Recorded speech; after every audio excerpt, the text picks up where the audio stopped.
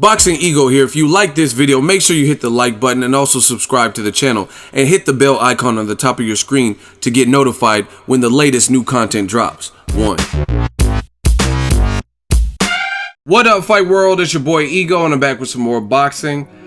Make sure you smash the like button, also subscribe to the channel for the latest and greatest in boxing. If you want to become part of the notification gang, hit the bell icon. Shout out to the super chats, the channel donations, and the Patreon patrons. We working. Today is Monday, which means Boxingego's Monday Mail Day MMD. Fight week, Broner Garcia Showtime Boxing stat card. I put a thumb up next to the questions I'll be answering. Let's try to jam through this because I still got a pack. First question is from The Chosen One, The Chosen One. And the question says, why the fuck no all access? Now, I'm not quite sure what fight you're referring to, so I'm going to assume it's Mayweather versus McGregor. Maybe it's Broner Garcia. I'm not sure what fight you're referring to. Broner Garcia, I'm not sure why they didn't do an all access. Maybe budget reasons. Mayweather McGregor will have an all access, and that starts coming up soon.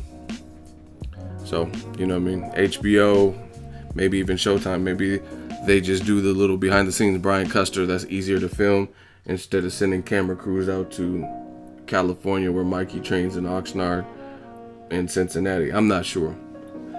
Next question is Corin Jelic, and it says, Ego, if Broner is able to get past or even stop Garcia, where do you see him going from here on? Continue at 140, a Terence Crawford fight maybe? Crawford fight, I've said this before, I would love to see it. I've seen the two together. It would be a great fight for boxing. I just don't know the likelihood. They're on two different sides. Top rank, they've done some fights with Al Haymon recently. They did, but they were lower level fights to me. Like not lower level in terms of, they're just overall easier. You know what I mean? John Molina Jr., shout out to my dude. He has some losses though. So matching him with Terence Crawford, that was probably easy to make. Felix Diaz, not really a household name. But if you're talking Crawford Broner, that's a mega fight. So you have to worry about purse splits, who's going to want more. Broner's going to be like, I'm the A side, things like that, especially if he beats Mikey Garcia. So there's some other politics, and I've yet to see Top Rank work with Al Haymon on a major fight that doesn't have to happen. Like, it's no mandatory or anything like that. They're just doing it on their own free will, not Mayweather versus Pacquiao, because obviously there was so much money in that fight. If they didn't do it, that would be stupid to not have made that fight. But I want to see them work together. You know what I mean? Put Pacquiao in there with Errol Spence or Pacquiao, Keith Thurman, like a major fight like that. Or like you're saying, Terence Crawford, Broner. So I don't really see it. There's a lot of options for Broner if he beats Mikey Garcia. I don't know if he'll stay at 140, 147. It just depends on how easy or difficult it was to make weight for this camp. He looks to be in shape, but you have like stay busy, like good fights like Omar Figueroa, I think would be a good fight. I've wanted to see that for a while. Sky's the limit, really, especially if he gets a good win over undefeated guy. Next question, Sal Goodman. Do you think Broner will shave or trim his beard down before the fight? Seems like he hasn't shaved his beard since the Maidana fight. No, it would be a lot longer if he hasn't shaved it since then. Plus, I've seen him with this shave. I'm not sure. It's really up to the commission, New York Athletic Commission. They're pretty strict, so they might tell him to trim it. But people, there's a lot of misconceptions about that, about beards. Like, to a degree, maybe it can get in the way, but people are like, oh, he's using it for a chin cushion and jaw strap and all this extra shit. Trust me, if somebody cracks you on the chin right, that beard is not going to be padding or cushioning like some people think. You know what I'm saying? That's just what it is.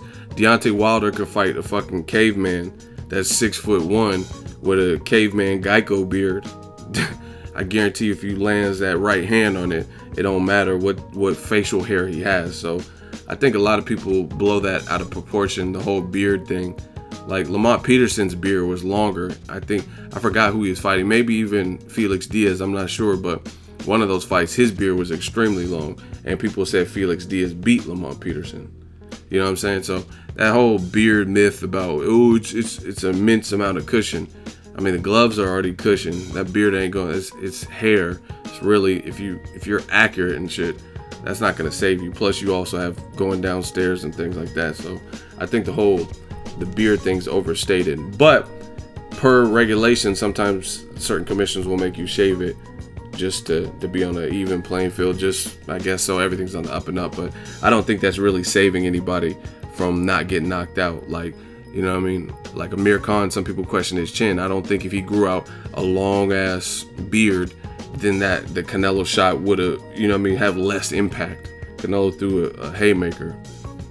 Next question is Ricky Meister 54. Should the winner of Broner Garcia fight the winner of Crawford and Dongo?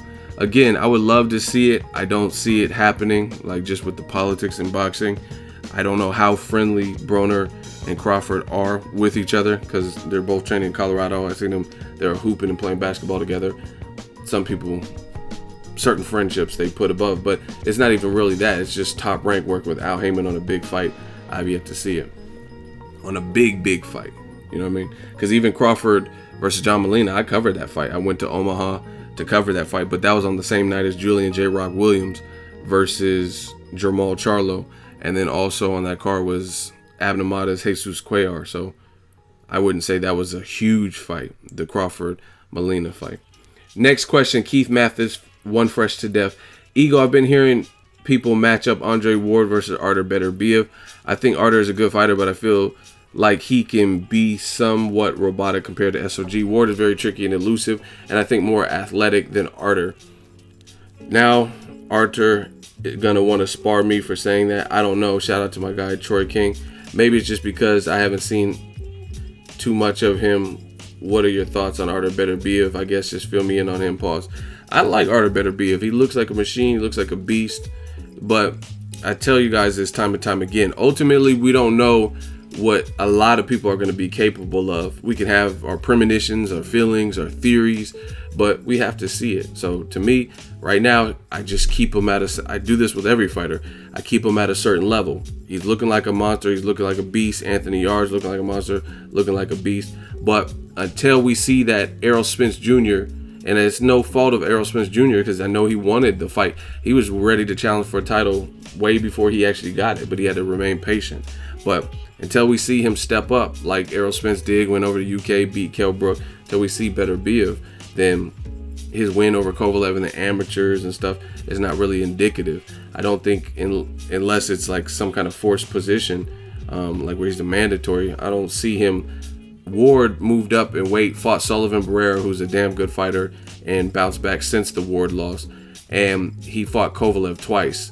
And meanwhile, Adonis Stevenson has been in the division a lot longer than Andre Ward.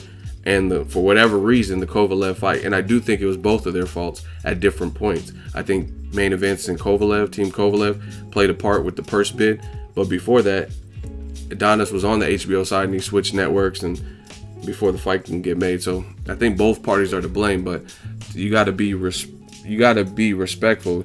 You can't just put Andre Ward, who keeps proving himself time and time again through the ringer, but other people in the division don't have to scrap with the meaningful fights. You know what I mean? Like, I think Adonis Stevenson, if Beterbiev was going to get a title shot, I think he should fight Adonis Stevenson, because Adonis Stevenson's, his whole, since Chad Dawson, his resume has just been like, you know what I mean? Thomas Top Dog Williams, Saki Obika, Tom Carpensy, Fanfara twice, you know what I'm saying? Tavoris Cloud. I mean, that's cool, but Ward fought Barrera and Kovalev twice, and he's been at light heavyweight a fraction of the time. So I'd rather see Adonis Stevenson versus Beterbiev. I don't think he's what he's done and what he's accomplished, even though he looks like a monster, I don't think he's really worked his way up to a guy with majority of the belts at light heavyweight. That's just me. So you got to earn your keep. And then talk about like a unification if he beats Stevenson or the winner of that fight. But we don't really know, because I want to see how Beterbiev's chin's looking, because a lot of guys who have immense power, they don't like to get hit by other powerful guys, and both guys, Adonis and Beterbiev, have power, so I would like to see something like that. Next question, Sylvana Montesinos. Ego, after the Broner Granados fight, Broner called out Omar Figueroa. I agree. I was there. I covered that fight. With Omar Figueroa making a comeback, do you think this would be a good fight? Love your in-depth analysis. Absolutely. Omar Figueroa, he got a name with Robert Guerrero after like a 19-month layoff. That would be a great fight. Adrian Granados is the type of tough customer where people aren't going to want to fight him unless they have to. You know what I mean? He's given everyone pretty much a tough fight. To my knowledge, has never been stopped. Fought Amir Mom tough, stopped him. Fought Adrien Broner. I had Broner winning, but some people might have thought he won. Stuff like that. Either way, it was a competitive fight, good fight. Broner said he hurt his hand. So I would love the style matchup between Granados and Omar Figueroa. And from what I remember from the press conference, he called out Omar Figueroa. He says, I don't do a lot of press call outs and stuff like that, but he was talking a lot of shit. So it sounds like there's some bad blood there. Chicago versus Texas. I love it. Next question, Michael Perez. What's up, Ego? Who you think right now at 140 or 147 can beat Crawford? And who you think wins between McGregor versus Woodley if it ever happens? I don't know if anyone could beat Crawford at 147. I would say the person with the most intangible stylistically would probably be Errol Spence Jr. You know what I mean? But I don't know 100% that he beats him. That's just a great fight. I would pay top dollar to see. But that I would say that would be the most competitive fight at 47 for Crawford. I don't know who would win, to be honest. McGregor versus TYRON Woodley. I don't know. McGregor fought at 170, but he fought Nate Diaz, who's kind of like a UFC lightweight, like career lightweight. So I don't know how he would do at welterweight against a puncher like TYRON Woodley. I really don't know. McGregor seems pretty tough, but that's asking a lot because even though McGregor's pretty big, he could still somehow, some way crunch his body down to featherweight at one point up until recently, and even to 155. Whereas I don't think TYRON Woodley can make no damn featherweight. I think he would, like, you know what I mean, he'd be dead on the scales. He's too big, because I've seen interviews and stuff, and TYRON Woodley's talking about he walks around at 205, 208. You know what I mean? So I don't know. People might feel differently, but I think that the size and power advantage clearly goes to TYRON Woodley. He hits guys and they go away. I mean, Conor has power too, but it's different. Next question, Danny Boy. How do you think the Charlo brothers will do against Triple G or Canelo? I think the matchup, the Canelo Charlo would be a tougher matchup stylistically. Canelo's youthful, Canelo's style. He has a good, if you're in his wheelhouse, if you bring the fight to him or if you're in front of him, he gets off. Triple G would be at a height disadvantage. He's a little bit older, and I mean, they're all good fights. Don't get me wrong. Anyone can win any of those. I would just love to see it, but we got to see really what happens with Canelo Triple G, because it doesn't really matter if, like, for one of, like, if Triple G, let's say Triple G hypothetically got knocked out by Canelo, then him fighting Charlo would be irrelevant, because no one really cares to see that if he has to climb back up the ladder. Same thing with Canelo. If Canelo gets knocked out, I mean, who's really checking for Charlo versus Canelo at that immediate point? You know what I mean? He would have to kind of build himself back. So I think all of those are good fights, to be honest. Next question is from Owen Brown. Ego, I really doubt Errol Spence versus Danny Garcia goes down. When do you see both back in the ring, and who are potential opponents for both? Now, I don't know. I don't have no idea about when, but I think Luis Collazo could be a potential opponent for either. Danny Garcia, Puerto Rican American. Luis Collazo, Puerto Rican American. They can make an East Coast fight, Philly versus New York, Barclays, easy. They're also talking about Danny Garcia versus Sean Porter. I've talked about that fight. I like that fight. Errol Spence, like I said, Luis Collazo would be a good barometer. A guy who's been in there with Berto. We've seen him in there with Keith Thurman, Victor Ortiz, stuff like that. That's what I could think of. Jeff Horn, if he's trying to fight either. I don't know. With the, like I said, the Al Heyman top rank might be trying to build Jeff Horn into some monster and not want to put him in with the PBC monster like Thurman, Errol Spence, Danny Garcia, etc. So I'm not sure, but those are just some names to throw out. Next question, Anthony Heredia. 1. Who has the upper hand, Oscar Valdez versus VASYL Lomachenko?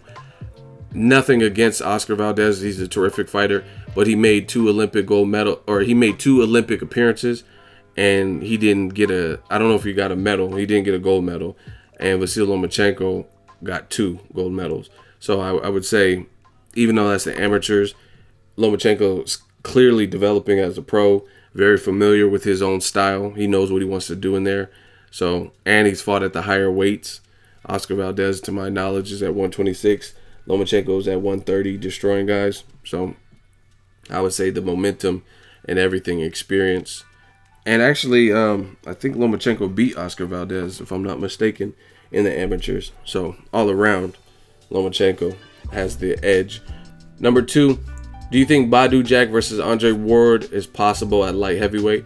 I'm sure at some point, but I don't think that'll be immediately. I think BADOU Jack might fight Nathan cleverly, get his feet wet, see how he does on the Mayweather-McGregor card, see how he feels at the weight, and then definitely in the future, because that was a fight that could have possibly happened at 168, but Andre Ward was kind of forced by HBO to end his new deal, his multi-fight deal, to move up, and within 3 fights fight Kovalev, so he kind of left the division. So now that BADOU Jack said he had trouble making weight and he's moving up, yeah, it's definitely a fight that could happen. BADOU Jack has paid a lot of homage and showed respect towards Andre Ward. He says he thinks he's a terrific fighter, but you know what I mean? Business is business. So I think it could happen in the future for sure. Next question, number 3, INOUE versus Rigondeaux. Tough. That's a tough fight. I have to see a little bit more from INOUE. I'm versed with him, but I'm not as, you know what I mean, because a lot of his fights, they don't come on out here where I live. So I have to rely on YouTube and stuff. I know INOUE's a beast. He's very tall, much taller than Chocolatito. But Rigondeaux, he's kind of the man right now. And INOUE's in the lighter division. Rigondeaux has power for sure at 122. So it kind of depends on what weight class you're talking about them fighting. Like I said, I know INOUE's big and has the frame, but I'd have to see a little bit more to bet against Rigondeaux, you know what I mean? And to think that someone's going to beat him. Now, INOUE versus Chocolatito, from what I've seen, I would go with INOUE over Chocolatito. I think he's kind of the man to beat in that division. Next question, Boxingego Al 100.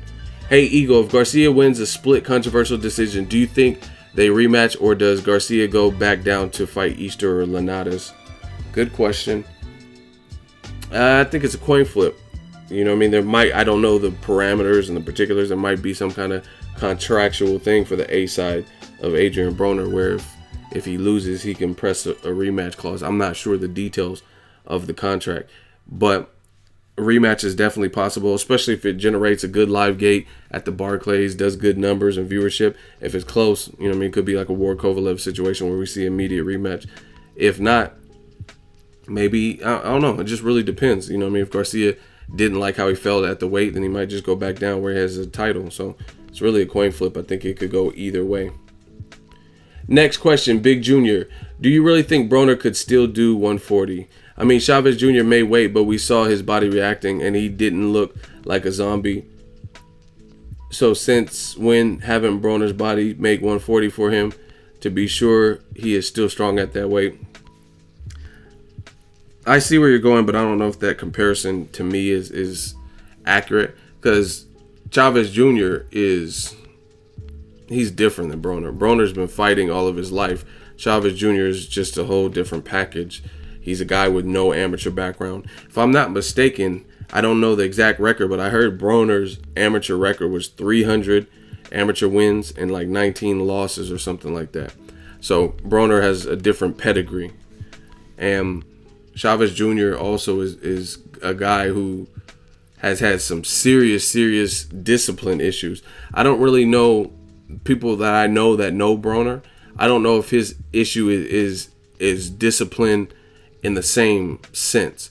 His discipline issues, to me, from what the people I've talked to and stuff that know Broner, is distractions, like going out partying, going out to the club, hanging with celebrity friends late night, those type of distractions. But from what I've seen and what I've heard, Broner he's kind of a gym rat, and when he's there, he's doing the work. You know what I mean? Again, his distractions are a little bit different. His distractions are like, I stayed out too late, so it's hard for me to get up and run or something like that.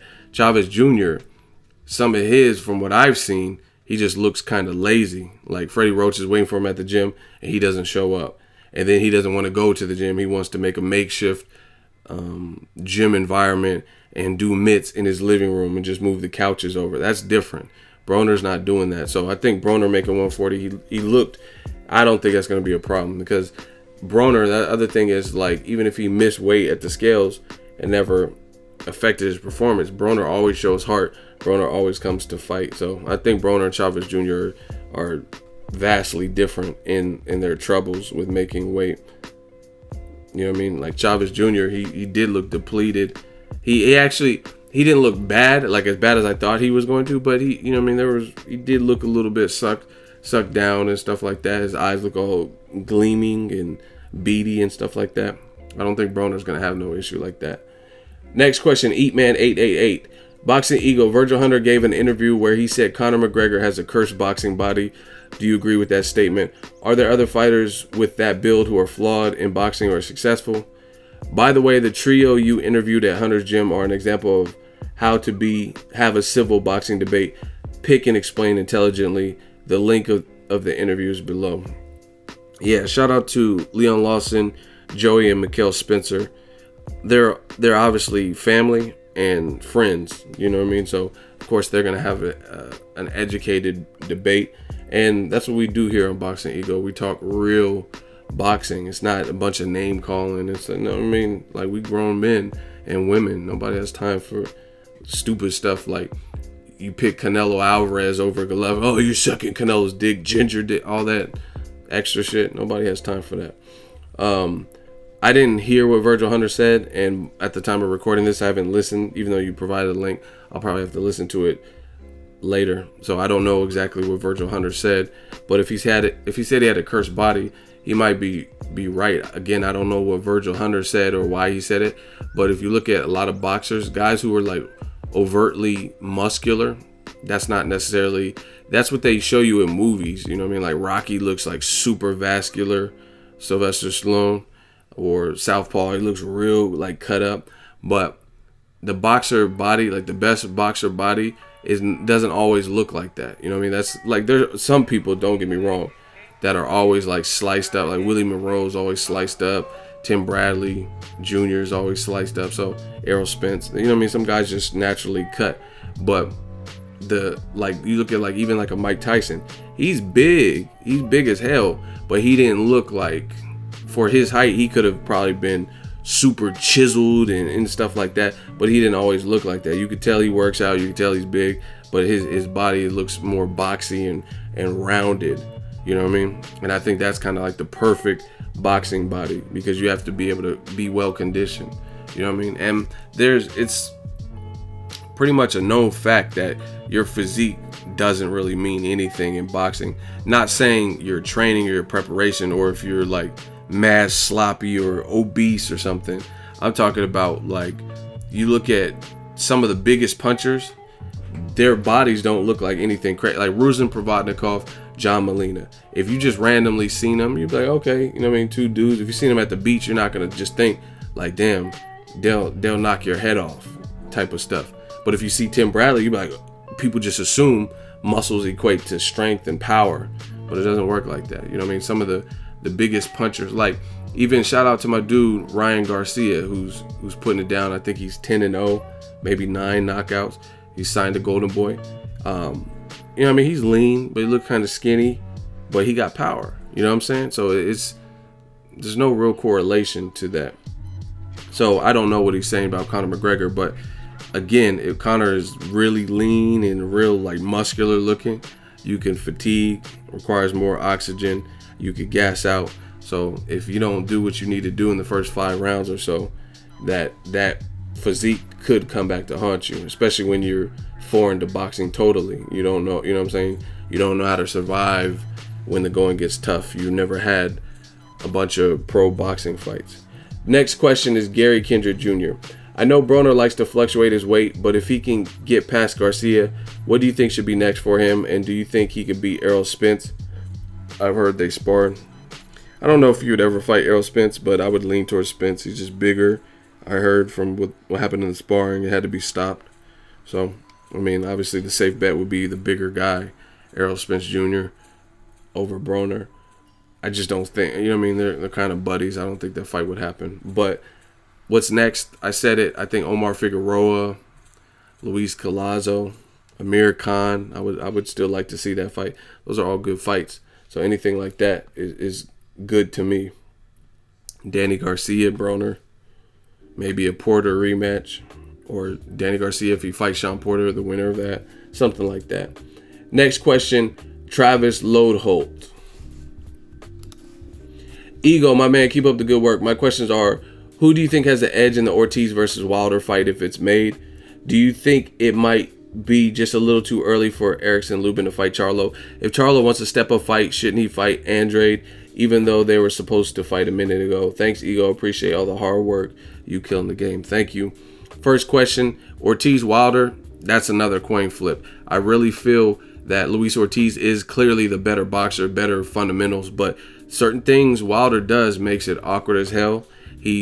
Ortiz is 6'4", Wilder's 6'7", and he's legit 6'7", because I'm pretty big, I'm pretty tall myself, and I met Wilder in Vegas or whatever, and got some interview time with him, and he's a big dude, you know what I mean? So he's gonna have the height advantage. Luis Ortiz, I know he's gonna want to box, but you have to find a way to get in the inside. The other thing is Wilder is extremely athletic, especially for his size. Extremely athletic. He has dynamite in that right hand, and he has a crazy wingspan, like a basketball player, LeBron James type of wingspan. So it could be a matter. I don't really have an edge. I don't really give anyone an edge. Ortiz is a killer. Ortiz is a guy nobody seems to want to fight. They both have power. Ortiz, like I said, he can get on his toes. He can box. Cuban background.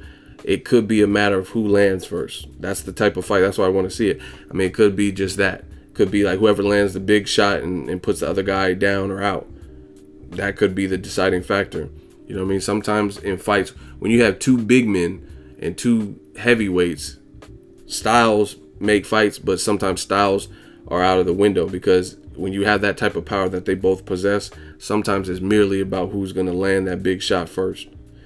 And Charlo-Lubin, I get what you're saying with Andrade. I would love that fight, but Andrade, he has to get with his team to make sure he's always popping, always working, always in the public eye. He fought Jack Kukule, and he does he's done some club spots and things like that and posted on Instagram, but he's not being talked about. He's not in the headlines enough. You know what I mean? That's one thing. Next, the Charlo-Lubin is, to my knowledge, I believe he's a mandatory, or he's right there on the cusp of a mandatory title shot for Charlo. So Andre could do the same thing, is just find out where he's ranked and then fight the necessary competition to be in a position, a mandatory position, because then that way you have some clout, you have some leverage, you can kind of force the person to fight you.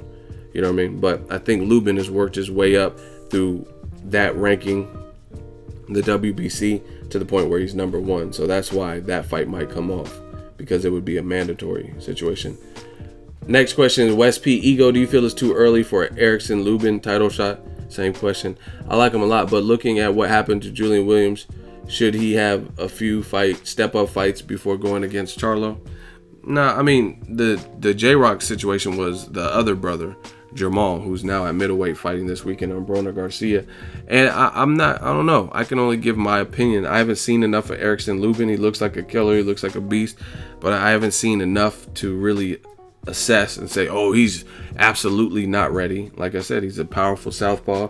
He says he wants to fight. So, I mean, who am I to stand in the way and be like, no, you need more time to develop? If him and his team feel it's right, he's ranked within the proper division to get the fight. It's a fight that the fans should like, a fight with a champion and a challenger that should be good. Then, I mean, I would never stand in the way of something like that. So, I want to see it. And like I said, it's really more or less, aside from fans, it's a team decision. If they feel he's ready and they're going to put him in there. And from the sounds of it, from what I've seen him post on his social media, he wants to fight. So, you know what I mean? I mean, it's not really up to, because if that's the case, I could have said, oh, VASYL Lomachenko, get 3 or 4 fights at least and then challenge for a title or fight Orlando Salido or whatever. But he fought him in his second fight and he came up short. So, I mean, some people got to learn the hard way. Team Lomachenko, Aegis, and Lomachenko top rank, they thought Lomachenko was ready and he can defeat any style based on his amateur pedigree. And he took an early setback because he lost to Orlando Salido. So it's boxing. It happens. You know what I mean? You just have to make sure you don't take so much damage to the point where you're like ruined. You know what I mean? Like Antoine Douglas, he He lost, but he bounced back. He bounced back after the Kurtidze thing. It's early in his career. Pacquiao lost early in his career. Amir Khan lost when he was like 19, knockout. So, I mean, things happen. So, it is what it is. But these guys are all young enough to bounce back. Next question, Better Days 29. Boo Boo can fight and is marketable. Do you think the reason he can't get fights is because he's not signed to one of the big boys, Rock Nation, PBC, Golden Boy, Bob Arum, Matchroom? It could be that. You know what I mean? Sometimes the bigger promoters have a little bit more money, more clout to book venues and dates. And like you look at Errol Spence and like the PBC, there's so many people at welterweight he could fight, and they're all, majority of them are with Al Heyman, so the possibilities become endless. Errol Spence could fight Sean Porter. He could fight Danny Garcia, maybe Broner or whoever, you know what I mean, Amir Khan, all them dudes, Keith Thurman, they're all within the Al Heyman stable. And the guys that aren't, like, let's say like Kell Brook, he's with Matchroom. They have a working relationship, Eddie Hearn, Matchroom, and Al Heyman. So it just works like that. So maybe that's it with Andre. I think you just have to use what you have and make it work. You know what I mean? That's the promoter you're with. So you have to make it work. And Andre's a quality fighter, so I'd hate to see him get slept on. And the final question is from Karan. What's good, Ego? Love from the UK. Shout out to the UK. Always hold it down for me. Do you think Broner making 140 will impact his cardio over the 12 rounds? And how important is this factor going into this week's fight? Broner, like I said, he's shown to be resilient, even with his weight struggles where he missed weight and last-minute changes, things like that.